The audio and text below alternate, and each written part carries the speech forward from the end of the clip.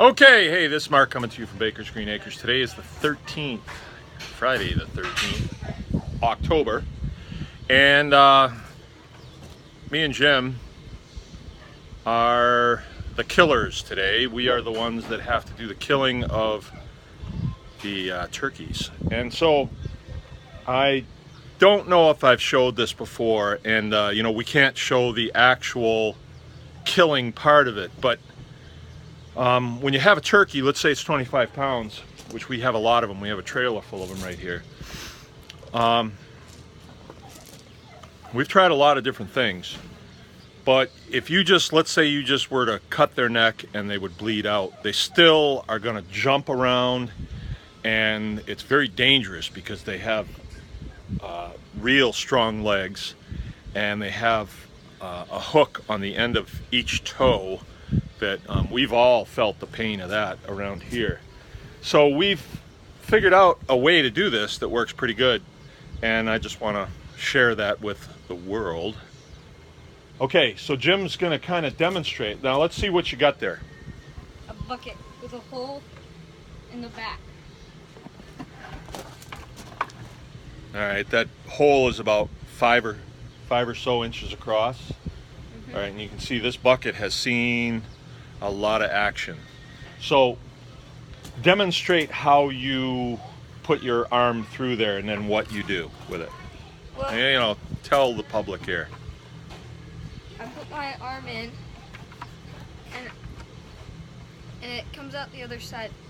And so when I grab the turkey, I can grab its neck and pull it through. All right, and the bucket will contain his wings to keep him from flapping. All right, and then his feet are on the opposite end, and they're away from anything that, you know, he could cut. I don't think it's a bad idea if you're a beginner at this, if you want to try and use some, why don't you go ahead and get one. I won't be able to show you in there because the light's no good, but we'll show you when he comes out with it. If you're a beginner at this, I would recommend, strongly recommend, safety glasses. Because they flop around pretty good, and you know, you don't always get them the first time when you're trying to put the bucket over them. So like he was saying, he kind of made it seem as though you pull the head up into the bucket, but the way I do it is once I have the head in my hand, they just kind of sit there, and then I push the bucket down over them, and that seems to work better. Okay, now let's see what he's got here. You didn't hear too much action going on in there. All right, get up on the platform so we can see it real good. Okay, and the head is through. Then the feet are out the other end and safely away from his hands and his, you know, midsection there. That happens sometimes. So, okay, why don't you go ahead and hang it up. And we have a couple of hooks right here.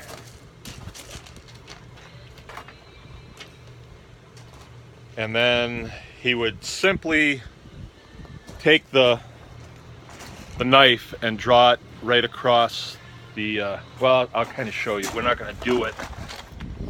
YouTube doesn't like when we do that. But right on that fleshy part right there is where we would draw it across. And when you do that, if you use a sharp knife, the knife will do the work. We use, let's see the knife. We use kind of a long one. So when you draw this across, it makes that cut sufficiently. And, you know, these guys bleed so fast that I think they're flatlining in about 10 seconds. But the process takes a little while before they are completely gone. All life is out of them. About 30 seconds, so 30, 45 seconds, maybe a minute sometimes. Yeah? But the right side of the neck, that's where the blood is coming from the heart to the brain. So as soon as that's severed, there's no more blood flow to the brain. Gonzo. Okay, it's Mark from Baker's Green Acres. Remember, anyone can farm. This is a tool.